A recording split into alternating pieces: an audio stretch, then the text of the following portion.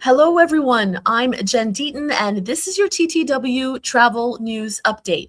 So today we are tracking travel storylines that are shaping 2026, from Europe's shifting tourism map to World Cup travel demand across North America, as well as to airline disruptions and route changes that travelers need to plan around. So let's get right into it. So first up, short trips are having a moment in 2026, and TTW is spotlighting Spain alongside Portugal, Turkey, Algeria, and Iceland as destinations that are dominating the so-called high impact but low days travel trend.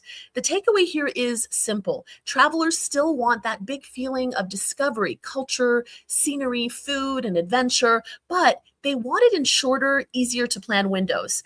These destinations are leaning into exactly that: quick flights, strong tourism infrastructure, and itineraries that feel immersive even if you've only got a long weekend. And speaking of what's shaping 2026 travel decisions, few things are moving the tourism needle like a global mega event. And specifically, TTW is reporting that Canada, Mexico, and the United States, so North America, are all set to see major tourism growth tied to the 2026 FIFA World Cup.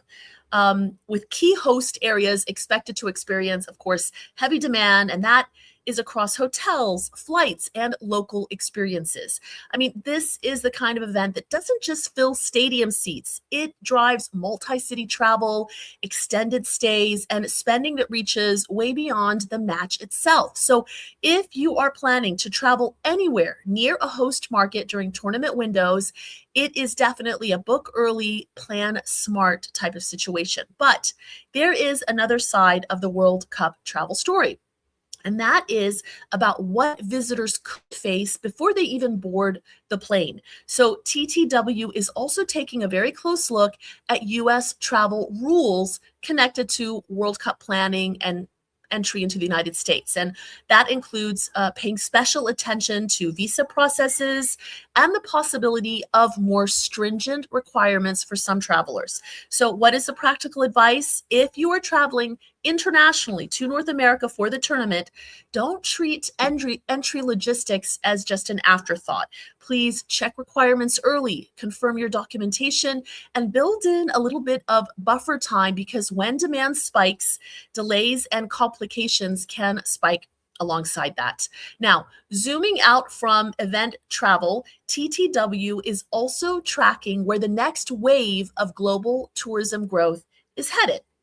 So TTW is flagging Brazil, Egypt, Ethiopia, and Bhutan as rising travel hotspots in 2026. These are destinations that are attracting attention from travelers looking for experiences that just feel deeper, more scenic, and more culturally distinct. This fits a broader pattern. Basically, many travelers are shifting away from the most saturated routes, the busiest routes, and leaning into places that deliver meaning and originality, whether it's nature, history, heritage, or once in a lifetime landscapes. And that brings us to Europe, where the visitor mix in 2026 is shifting in a way that could reshape the travel experience on the ground there. TTW's reporting suggests that Asian outbound tourism is rising sharply into Europe, while American travel to Europe may be softer compared with recent highs. So what does that mean for travelers? Potentially a new rhythm in demand. That could mean different crowd patterns, different pricing pressure points, and different marketing focus from European destinations, because they're going to gear it towards the visitors that are coming in. The bottom line, if you are planning Europe in 2026, watch the timing, watch the airlift, and expect travel businesses to cater more aggressively to where the growth is coming from. Not just now, or even through the year, but looking forward in the future. Finally today, an airline update that could change options and prices for summer travelers in parts of Europe. TTW reports that Ryanair is planning route reductions affecting parts of Bosnia, Serbia, and Lithuania for the summer 2026.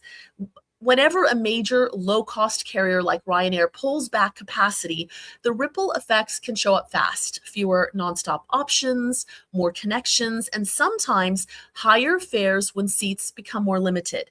If one of these regions is on your summer plans or part of your summer plans, it is worth double-checking schedules right now and having a backup routing plan. So that is your travel and tour world update for today. If you found this helpful, please do like, subscribe, or drop a comment telling us what you're planning to do for 2026. Where are you planning or dreaming to travel to? Will you focus on short trips? Will it be Europe? Will it be World Cup travel? We would love to hear all about it. Thank you for watching, and I'll see you in the next TTW Travel News Update.